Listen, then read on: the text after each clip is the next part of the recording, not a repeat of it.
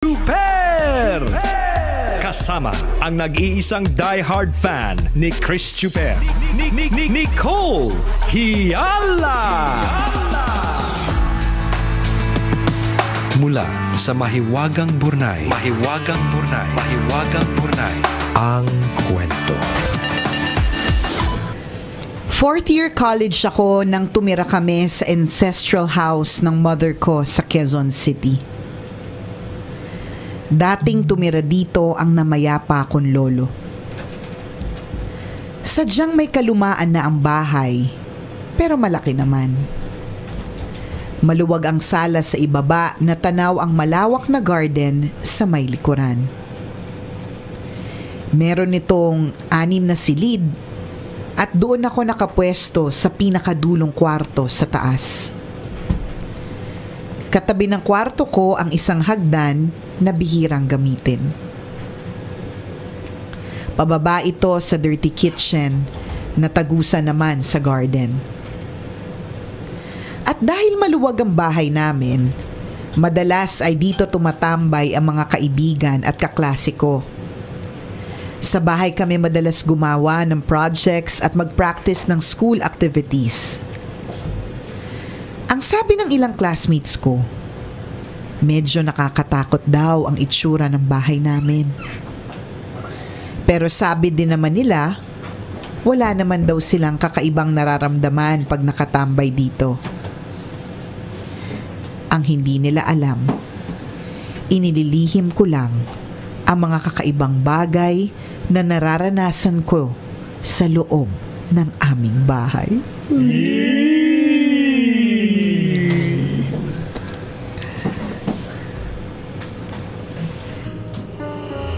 Isang beses ay nakatulugan ko ang panonood ng TV sa loob ng kwarto ko.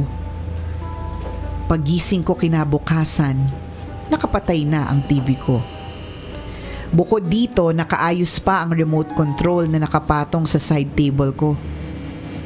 Nakakapagtaka dahil mag-isa lang ako sa kwarto at nakalak naman parate ang pinto ko. Hindi naglaon ay naging normal na lang sa akin ang mga eksenang gaya noon. Ramdam ko na bukod sa aming pamilya, may iba pa talagang naninirahan sa ancestral house namin na hindi namin nakikita. Naging payapa naman ang pagtira namin dito, maliban na lamang sa isang pangyayari. Minsan isinama ko sa bahay ang girlfriend ko. Ilang taon na rin kaming magkarelasyon nito at sobrang close na rin niya sa family ko. Para sa akin, siya na ang gusto kong makasama hanggang sa akin.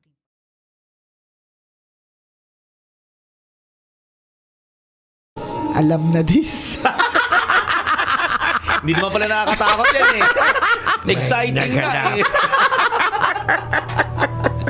Advance kayong mag-isip. Kaming lang dalawa ang nasa bahay noon.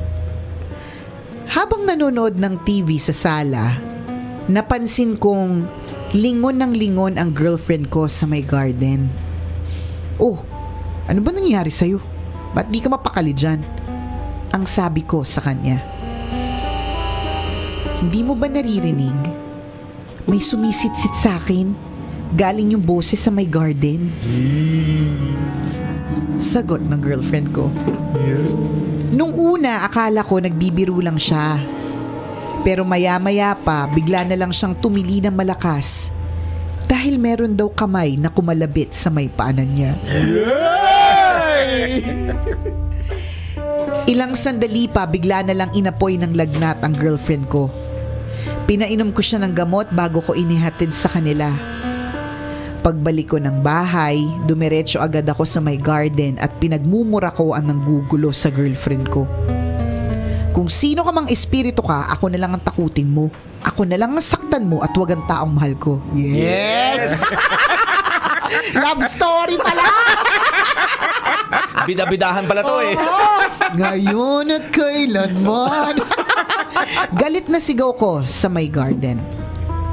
Dahil siguro sa takot, hindi na muling bumalik sa bahay ang girlfriend ko. Lumipas ang ilang mga araw at napansin kong iniiwasan na niya ako. Hindi na kami nagkikita o nakakapag-usap man lang sa telepono. Hanggang sa nalaman ko na lang mula sa isang kaibigan na may iba na palang karelasyon ang aking girlfriend. Hindi ko talaga matanggap ang nangyari sa amin. Nalaman ko pa na sinagot niya pala yung lalaki habang magkarelasyon pa kami. Iniiyak ko na lamang ang hinaing ng puso ko sa madilim na hagdang patungo sa garden namin. Makalipas ang ilang linggo, bigla namang nagkasakit ang kapatid ko. Pinadoktor namin siya pero hindi nila matrace ang karamdaman niya. Sinuggest ng tiyahin ko na ipatawas na lamang siya sa albularyo. Dinala namin na ang kapatid ko sa albularyo. Ako ang nagmaneho, subalit pagdating sa lugar ay nagpaiwan na lamang ako sa sasakyan. Makalipas ang ilang oras, bumalik na silang lahat sa sasakyan. Napansin kong maaliwalas na ang mukha ng kapatid ko matapos dalhin sa albularyo. Habang nagmamaneho pa uwi, kinausap ako ng tatay at nanay ko. Anak, may nabanggit yung albularyo tungkol sa'yo. Ang bungad ng nanay ko. Bigla akong kinilabutan. Paano may mababanggit tungkol sa akin? Hindi naman kami nagkita nung albularyo. Itinuloy ni nanay ang sasabihin niya. Ang sabi ng albularyo, may nakatira daw sa bahay natin na nagbabantay sa'yo. Yung bantay mo daw ang nanakot sa girlfriend mo dahil alam nitong niloloko ka lang niya. Ang sabi ng albularyo, prinoprotektahan ka daw ng bantay mo. Nang marinig ko ang sinabi ni nanay, ay hindi ko naiwasang mapaluha. Ang kilabot na aking nararamdaman ay biglang napalitan ng kapayapaan. Doon ko lamang napagtanto, nakakampi ko pala ang kakaibang nilalang na naninirahan sa amin. Nang makabalik sa bahay, pumunta agad ako sa garden para humingi ng tawad sa aking mga nasabi. Nagpasalamat ako sa bantay na nangangalaga sa akin. Simula noon ay naging bukas na ang isip ko sa mga kakaibang mga elemento. Makalipas ang ilang taon ay nakapag-asawa na ako. Nanirahan kami na matagal sa ancestral house pero hindi kami nakaranas ng anumang pangangambala. Nang maglaon, kinailangan na rin naming lumipat ng bahay. Ibinenta ng mga magulang ko ang ancestral house. Nang huli ako mapadpad doon, giniba na ang bahay at pinatayuan na ng bagong gusali. Hindi ko na alam kung ano nangyari sa bantay ko. Pero nagpapasalamat ako sa magandang bagay na idinulot niya noong kami magkakasama pa. Ako po si R, isang tambalanista, at ito ang aking kwento. Parang ang baho naman. Oo nga, CR. CR. Ako po si R. Yikes! Naniniwala ba kayo doon? May kanya-kanya tayo bantay. Lahat. Hindi ko sure. Guardian angel, paniwalaan natin. Oo. Pero yung mga elementals. Oo, parang di ata lahat. May pinipili lang. Hindi. May, siguro posible din naman yan kasi elemento yan parang na-attract sa energy natin. Depende. Yung mga ganon. Nung bata ka, lapitin ka na, naanayo ka din. Naanayo ka na ba? Hindi nila ko type. Hindi nila trip yung mukha ko. Sabi niya, wag na to, hindi mo kong virgin to. Wag to. Usually kasi yung mga elemental parang hindi sila dumidikit sa mga strong personality. Talaga ba? Loud yung people. mga Kasi maingay ito si Nicole. Sa bagay. Yung mga tahimik, yung mga halos walang imik, hindi yun yung anayuhin. Di ba? O tingnan mo si Chuper, anayuhin yan eh. Oo, maliit ako, anayuhin ako. Kaya pag nagkayayaan kami na magpipinsan, siyempre, laki kami sa sa probinsya. Pag nagkayayaan kami na maliligo tayo sa ilog, yung lola ko, lagi ako pinapabaunan ng bawang at saka asin. Lagi. Oo, minsan nga may toyo na eh. Sabi ko, Gisa Apo, mag-gisa ka na. Gisa-gisa na lang ang kulang. Okay. Busitaw ka mamaya. Oo, lagi may pabaon sa akin na bawang. At At saka asin, ipiniperdible sa damit ko o kaya naman itinatali sa bewang ko. Kasi, Lagi yun. Oo, lagi. Oo, yun. Kasi anayuhin ka. Kasi kapag ka hindi ka nagkaroon ng mga ganong proteksyon, lagi kang nilalagnat. Pagkagaling sa paliligo. Kilabot ng mga elemento. Chris Chuper, kilabot ng mga elemento. In demand. Oo. Okay. Tapos pag nilagnat na ako, syempre magpapatawag ng albularyo kagaya sa kwento. So, yun nga, magpapatak ng kandila tapos may mamumuo mga kung ano-ano mga imahe. Tas makikita, diwata, sabi niya, o kaya may binato kang may natamaan, laging gano'n. O kaya naman may natapakan ka, tapos may pinitas kang ganito, gano'n. Sabi ko, oo nga, no. Minsan nakukonek ko na, oo nga, no. Parang may binato akong ganitong klase ng parte ng ilog. Siguro may nakatira doon. Yun yung paliwanag sa akin. So, simula no, lagi ako pinagdadala ng asin. And feeling ko totoo naman. Hanggang kailan? Nung nandito ka na sa Manila? Nung lumuwas na ako sa Manila. Nung may mga pure gold na. Nung nakatapak na ako ng Shangri-La. Yan. Nung may mga nakakita ka na ng mga escalator. Yan. Di ba? Parang may humiwalay na. Si Chris ata parang may nakwento ka dati na may bantay ka rin din doon sa... Diba? Sa kwarto ko. Sumunod din pala. Oo. Sumunod siya, di ba? Sumunod. May bantay ka. Hanggang ngayon ba, nararamdaman mo siya? Meron pa rin. Paminsan. Tsaka swerte yata siya sa buhay mo. Oo, kaya nga yung mga tao nagtatanong sa akin, yung mga kaibigan ko na pumupunta sa bahay sa Makati. Sabi niya, bakit tayo mo bang umalis dito? Ayaw mo i-let go yung attic. Sa attic yan nakaano Meron akong Princess Sarah yung datingan niya yung super May Hindi, maliit si Becky. lang. May maliit na attic lang yan. Hinihiga ang paggabi. Oo, so pag lagi silang may kakaibang tingin sa kwarto ko pag dumadaan sila. Sabi niya, ba tayo mo umalis dito? Nagtsatsaga kang init-init dyan. Sabi ko, hindi rin ako makaalis eh. Sabi ko, parang nakatali ako sa kwartong to. And yun nga, sabi ko nagbibigay kasi ng swerte yung kwartong yan sa akin. Huwag ka nga alis dyan, partner. Ang dami pa natin kailangang hulugan. Na. Jabar na yung kilikili ko, okay lang Huwag nating alisin ang swerte kasi nga daw may bantay ka doon, di ba? Isang matinding kwento na na-experience ko doon sa kwarto na yun. Ngayon natutulog ako ng madaling araw tapos may gumigising sa akin. Siyempre wala pa ako sa tamang wisyo. Sabi niya, uy, pumasok ka na. And that time, pang 4:00 pa ako ng madaling araw. So sabi ko, mamaya meron pa akong ilang minutes bago sumagot ka. Bumangon. Parang gano'n. Hindi kaya yung kaka-pick up mo lang sa babae yun. May inuwi pala. May inuwi ka na singa. May inawi ka tapos bago ka makatulog, binilinan mo, huy, gisingin mo ako, may pasok ako ng 4. Wake up call. Okay. So, yun. As in like parang narinig mo talaga? Bumangon ako, tanda ko Kinuha ko yung pantalon ko. That time, hindi naman ako naliligo bago pumasok. Bakit kasi ngayon malamig. Bakit ba ngayon? Naliligo ka na ba? Hindi lang halata. Okay, tapos... Kasi katamad kayang maligo na madaling araw. Oo, naiintindihan namin, Super. Hindi mo na kailangan magpaliwanag. Kapag ka dumating ka dito na sobrang bango ng pabango mo, alam ko na. Hindi na naman naligo to. Dinaan sa pabango. Tapos? So, pagpasok ko, na-realize ko. Sino yung gumising sa'yo? Malinaw, bumangon talaga ako kanina. Hinawakan ko yung pantalon ko pero hindi ituloy ang pagbibihis. Tapos tinanong ko sa sarili ko, teka, sinong gumising sa akin? Wala namang nakasama dun eh. Saka wala nakakaakyat sa kwarto ko. Walang nagde-dare na umakyat sa kwarto ko. May mga nag-attempt pero nahuhulog sila. Ay? Oo. Uy, nag-try ako umakyat doon sa kwarto ko. Pero natakot akong dumi. Hindi naman dahil may nakita akong bantay. Sa dinami-dami ng pwedeng kunin, brief ko pa talaga.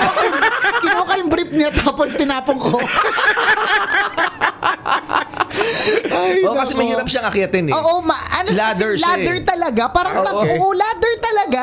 Ladder na ka. Talagang isang maling hawak o isang maling tapak, malalaglag ka talaga. Truth. Ako lang yung nakakakit doon ng mabilisan. Parang yung galaw bumbero, ganun mabilisan. Ganun. Wala. Ako lang nakakakit. So, sabi nila, may bantay nga daw. Sabi ko, sige. Hindi. Tsaka, di ba dapat kung may bantay ka, di ba dapat kapag kumakain ka, meron kang parang binibigay na part. Kasi yung asawa ko, may bantay din daw siya. Okay. Tapos yun yung turo sa kanya nung nakakakita. Kasi parang minute namin sa dampa. Basta may minute kami sa dampa na grupo. Tapos parang nagulat siya sa asawa ko, may kasama daw. Hindi lang ako. Nakakatakot naman niya. Oo nga. Tapos nagbilin siya na kapag tuwing kakain, parang yun nga, may Titira ng isang subo man lang. Oo, parang gano'n. Ito para sa'yo. May mga gano'n daw eh. Ay, nakakatawa. Ano feeling ko pangalan ng swerte bantay din. niya? Hindi ko din Rowena. Ano pangalan? Wengski. Di ba? Yun. May mga ganun. Swerte naman daw yun eh. Oo Tsaka hindi nga. mo naman yata pwedeng paalisin. Unless talagang... Sila na yung magdesisyon. Oo, or ginagambala ka. Correct Kung ka. swerte naman yung dulot sa'yo, bakit naman Bakit mo hindi? paaalisin, Oo, di ba? diba? Ikaw ba, Jet, may tanghenyo? May, Ano? may binabantayan ka ba? Ewan ko sa akin, Baligtad. dati may nakausap ako na ang sabi niya, meron palaging nakasunod sa'yo na matatangkad at maitim. Ano yun? Totoo. Yun yung sabi Slenderman nila. pala. Totoo. Hindi ko nga din alam, basta laging sumusunod sa akin, sumasama. Pero wala naman akong Wala ka rin naman nararamdaman. Baka guardian angels din naman yun. Posible siguro. Oo. O baka lasing lang yun. Oo, baka- Kasi baka nagiinuman lasing. kami. Huwag magtiwala kapag kakausap mo, nagiinom. Pero bibilib ka doon sa mga albularyo talaga, Oo, no? galing. May gift eh. Gift oo, nila yun nakakausap nila, nakukuha nila yung imahe. Minsan talagang nakakakuha sila ng mensahe. Ayun, may mga ganun tao talaga. So, Pero- igalang natin yung mga elemento. Tama. Yun lang po yun, mga kabisyo. Mga elementals yan eh. Kaya nga usually nasa garden, nasa puno, nasa punso. Di ba? Correct. Mga bantay ng kalikasan. Ikaw ba Tama. naman batuhin yung bahay mo? Hindi ka ba gaganti din? Naku, magagalit sila. Oo. Kaya wag din tayo basta-bastang So nagpuputol. marahil yung mga ganyang mga elemento, parang sabay mo na silang lumaki. Kaya parang pamilya na rin ang Correct. turing nila sa'yo. Coexistence is key. Correct. Diba? True lalo to lang halong eklavo. Maraming salamat, may Wagang Burnay, sa isa na namang nakakalurkey na kwento. Pwede mo nga isend yung story mo. Malay mo, diba? Storya mo na yung mabasa namin sa susunod na tambalan. Email us, mahiwagangburnaystory@gmail.com. Yan. Kahit anong kwento po yan, mga kaibigan, na pwede rin nakakatakot para just in time for Halloween. And sa Friday, bisita natin si Nick Nangit. Uy! Maganda Oo, yan, maganda. Ang sabi niya, Tanghenyo, ang gusto niya daw pag-usapan is yung paano malalaman kung ang kaluluwa ay nandito pa. Tapos may gagawin siyang ritual. Tatawag ba siya ng Ay, di ko sure. Kanino niya ipapapasok sa... Sa'yo na! Maganda yun, maganda yun. Maganda yun. Sa'yo na! Malay mo, may pag-alagalang kaluluwa dito tapos papasok sa isa sa mga katawan natin. Kayo na lang. Absent ako sa Friday. Di parang may ganun. Uy, exciting Saka parang to. ang sabi niya, ang pwede niya din daw ituro is using eggs, itlog. Okay. Malalaman mo ang aura ng isang tao. Parang ganun. Ay, nakaka-excite. Nakaka-excite tayo, no? Oo, tandaan niya, mark your calendar. Oo, that's on Sa Friday. Biyernes, Guest po natin si Nick Nangit. Ayan, Baka may- FB live daw natin na mahaba-haba ito. Oo, tingnan natin kung ano mga matututunan natin. Okidoki. Maraming salamat mga kabisyo sa pagtutok. Dexter Espiritu, hello! May espiritu na pala Oo. dumating sa atin dito. Si Yun na Espiritu pala pala yun. nandito na. Nag-advance na kaagad. Thank you sa pagdalaw dito sa Tambalan. Aga daw niyang umalis ng Bulacan, 4:30 bumabiyahe na siya. Grabe. Tambalanisa namin yun. Dating-dati pa. Batang-bata pa yan eh. Espiritu pa lang yan. Oo. Diba? Gasolito pa lang ang height niyan. Ngayon tumatangkad na. Tambalanisa na natin yan. Thank you Thank for you, visiting, Dexter. Batiin ko lang din to. Happy Fiesta sa Barangay Kulasi sa Rojas City. Hello! Happy Ay, Fiesta isa. po sa inyo. Sana'y marami pong mabusog ngayong fiesta sa inyong lugar. O siya mga kabisyo, enjoy the rest of your day. Muli ako po si Nicole Yala. At ako naman si Cambio King Chris Chuper. Nagpapaalala, walang matatag na relasyon sa malanding may determinasyon. Yo! Ang programang